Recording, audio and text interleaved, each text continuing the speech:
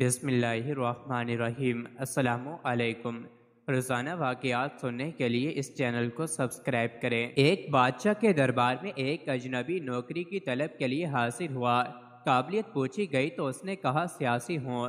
عربی میں سیاسی افہام و تفہیم سے مسئلے کو حل کرنے والے معاملہ فہم کو کہتے ہیں۔ بادشاہ کے پاس سیاست دانوں کی بھرمار تھی۔ اسے خاص گھوڑوں کے استبل کا انچارج بنا لیا جو حال ہی میں فوت ہو چکا تھا۔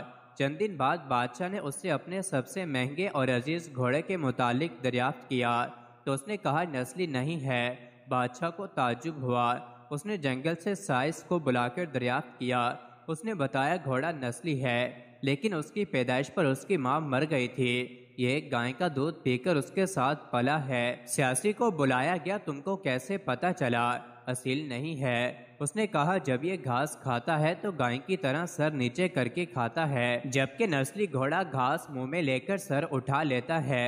بادشاہ اس کی فراست سے بہت متاثر ہوا۔ اس سیاسی کے گھر اناج، گھی، بھنے دمبے اور پرندوں کا اعلیٰ گوشت بطور انعام بھجوایا۔ اس کے ساتھ ساتھ اسے ملکہ کے محل میں تعینات کر دیا۔ چند دنوں بعد بادشاہ نے مصاحب سے بیگم کے بارے رائے مانگی۔ اس نے کہا کہ طور و اطوار تو ملکہ جیسے ہیں لیکن شہزادی نہیں ہے۔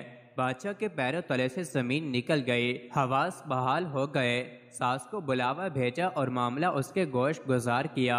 اس نے کہا کہ حقیقت یہ ہے تمہارے باپ نے میرے خاوند سے ہماری بیٹی کی پیدائش پر ہی رشتہ مانگ لیا تھا لیکن ہماری بیٹی 6 ماہ ہی میں فوت ہو گئی تھی۔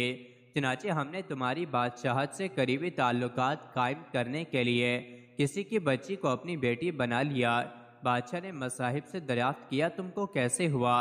اس نے کہا اس کا خادموں کے ساتھ سلوک جاہلوں سے بدتر ہے۔ بادشاہ اس کی فراست سے خاصا متاثر ہوا۔ بہت سا اناج، بھیڑ بکریاں بطور انعام دیں، ساتھ ہی اسے اپنے دربار میں متعین کر دیا۔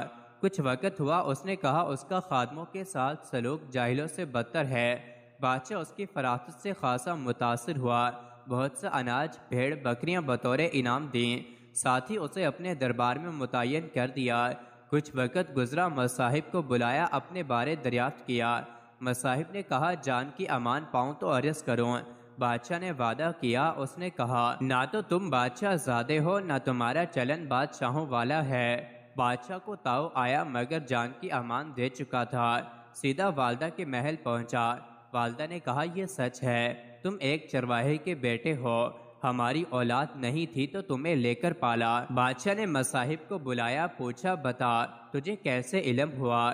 اس نے کہا بادشاہ جب کسی کو انعام و اکرام دیا کرتے ہیں تو ہیرے موتی جواہرات کی شکل میں دیتے ہیں لیکن آپ بھیڑ بکریاں کھانے پینے کی چیزیں عنایت کرتے ہیں۔ یہ اسلوب بادشاہ زادے کا نہیں کسی چرواہے کے بیٹے کا ہی ہو سکتا ہے۔ عادتیں نسلوں کا پتہ دیتی ہیں، عادات، اخلاق اور طرز عمل خون اور نسل دونوں کی پہچان کروا دیتے ہیں۔ مزید ایسی ہی ویڈیوز کے لیے چینل کو ضرور سبسکرائب کریں۔